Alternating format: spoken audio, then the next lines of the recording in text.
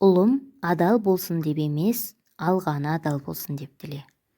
Барған жерді бақытты қыламын деп барма, сенсіз де бақытты жерге бар. Сен бармай тұрып та өзара сыйласқан, құндылығы қалыптасқан.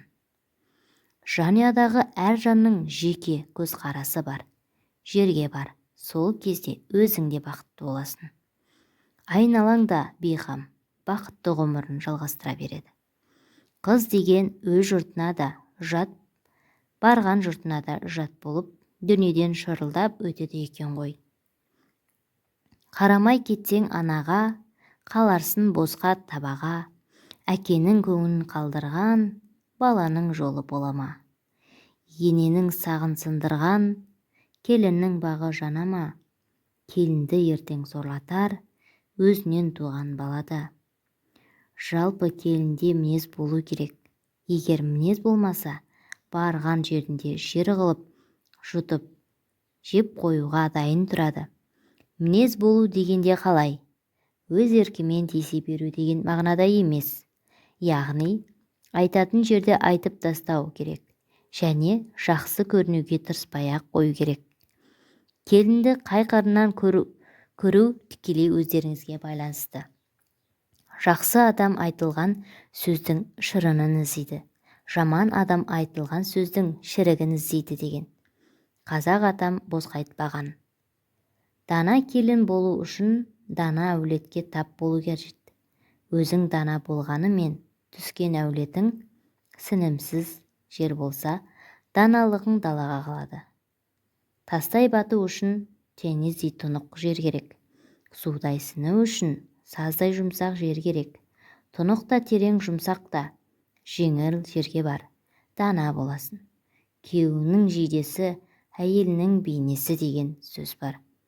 Күйеуіне қараған кезде соның үстіне мұнтаздай таза шалбарының қырпшақтай болып кетіп бара жатса, адамдар еркек пысық екен демейді.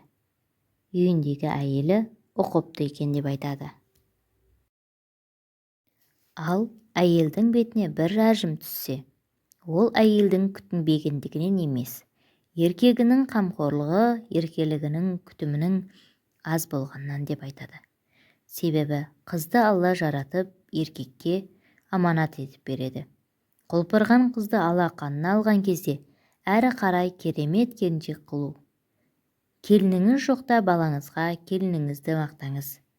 Мұндайды естіген балаңыздың өз-өзіне деген сенімділігі артып, отбасын асырауға деген жауапкершілігі, әйеліне деген қадір-құрметі күшейе түседі. Аузынан тек жақсы сөз шығатын, сізді де сыйлап, елпілдеп тұрады. Ал ұлыңыз жұмысқа кеткенде, келініңізге балаңызды мақтап отырыңыз, оның абыройын көтеріңіз. Күйеуің жуас болса, келген жеріңе жем боласын. Ал күйеуің мықты болса, келген әулетке дем боласын. Бұл нағыз шындық. Келін де балаң. Қазақта жақсы жерге келген келін, келін. Жаман жерге келген келін, келсап деген мақал бар. Келін жақсы отбасыға тап болса, қадірі сыйы орны болады. Жаман жерге тап болса, сыйсыз жат, құл секілді болады. Келіннің жақсы болуы алдымен енеге байланысты. Жаманын жасырып, жақсысын асырса, өз қызындай көрсе. Келінді жақсы ететін де, жаман ететін де өзіміз.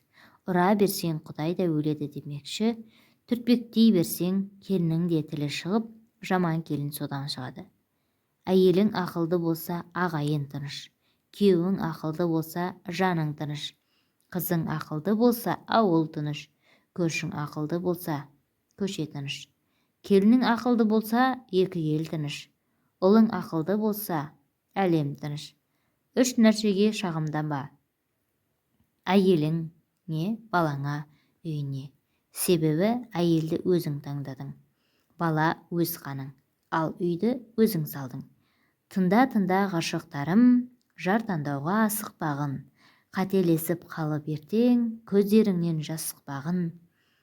жан іздеме көңілдікке, жар іздегін өмірлікке.